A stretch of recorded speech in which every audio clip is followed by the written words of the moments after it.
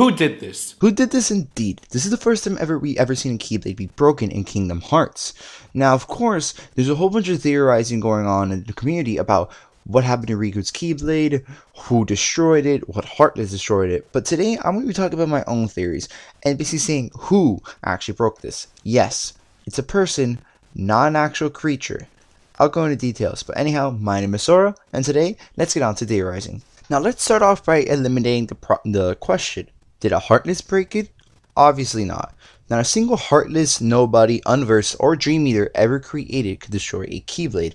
Simple matter of fact, the Keyblade was created to destroy those creatures. So, there's no understanding or realistic view of how a Heartless, Unversed, Nobody, or Dream Eater could destroy a Keyblade. So, that has to be out of the way. And now, of course, it leads us to the question of who broke Riku's Keyblade? Well, of course, I believe Riku sacrificed it. Let me explain.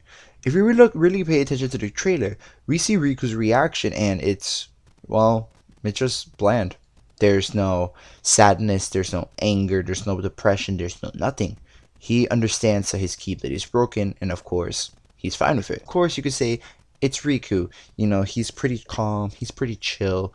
Doesn't give the same reaction as Sora, but I'm pretty sure anyone who, if their Keyblade would be broken right in front of them, would give the reaction of, what? That's possible? And of course, we don't see that with Riku. Of course, this is such a small cutscene that we don't really see what really happens, but of course, that's what the whole point of it is. To give us a little taste of what's going to happen in the Realm of Darkness, and just let us theorize the rest. Now, I believe it's a sacrifice because of his reaction.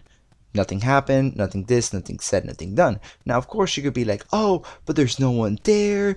There's nobody from the organization. There's no Xemnas, there's no Xehanort, there's no nothing.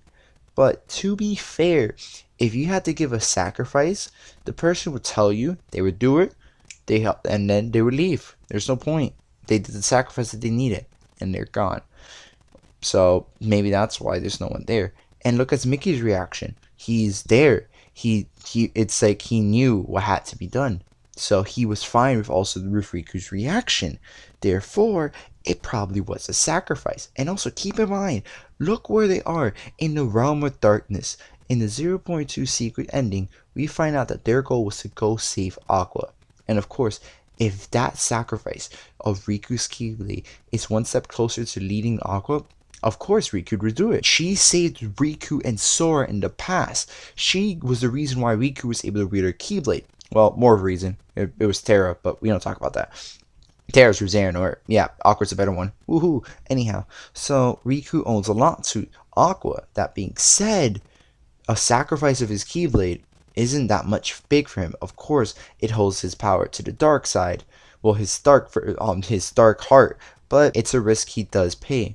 And of course, we find out later in that cutscene that Riku says, I'm gonna leave it here, just in case if I need it for my other side, which surprises Mickey. And again, that's the first time I've ever seen Mickey surprise. So that being said, it had to have been a sacrifice. There's no Keyblade strong enough to destroy it.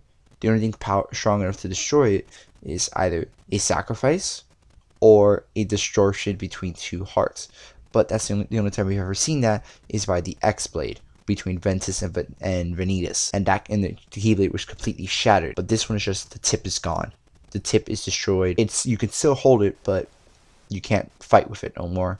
The fighting aspect of the sword is completely gone. So that's why I believe it was sacrificed. The only way to take out a strong enemy is by taking out this strong aspect, which of course in the Keyblade is the tip. That's why he has a different Keyblade.